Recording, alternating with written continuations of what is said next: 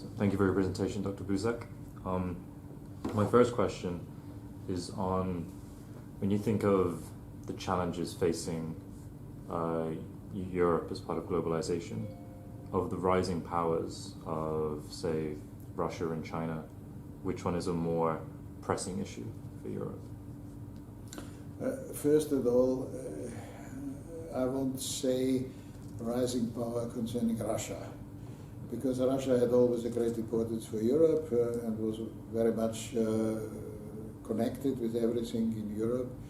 I think it is importance that, especially economically and socially, Russia is improving to be a real partner here.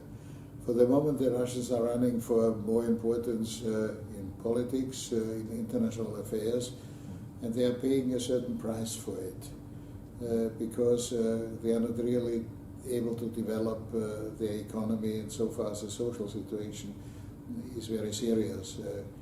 The Russian society is overaged and is losing citizens. The numbers are for sure going down. That's quite different to China. China is reappearing, I think, or even I would say, is really appearing for the first time, seen from Europe here. China had an importance out of colonial perspectives in the past, because the Europeans were going there and had some parts and possessions and so on and so on. But now the Chinese have an interesting strategy concerning infrastructure and also what they can gain and create here. Here we have to develop a certain kind, a certain way how we handling here the presence of the Chinese and getting a better knowledge of them. That's in the beginning. For the moment, hopefully it's happening. Cool, thanks. And then when it comes to facing the challenges of globalization, does Europe already have the capacities now, or does it need to resolve internal issues, or are they just a distraction? I even would answer more radical. I think the perception of globalization in Europe is not really existing. I think that might be the benefit of the ecological challenge, because the ecological question is a global question. And I think the Europeans have to learn.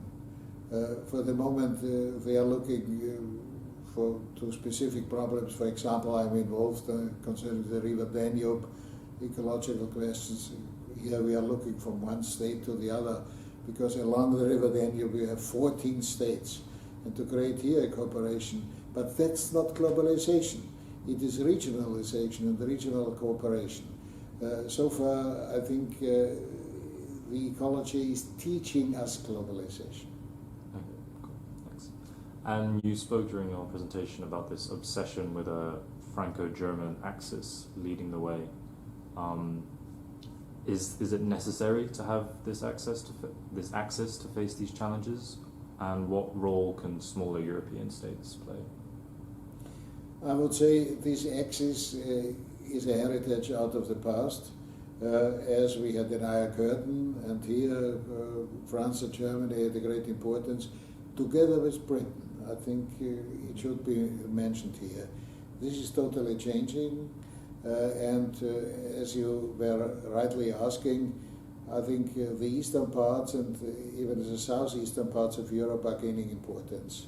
And so far we are getting a more multipolar situation here for sure for the future.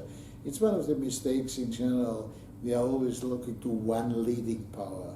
I think what is necessary to develop is a closer cooperation that Europe in general can contribute to lead in the solution of some problems.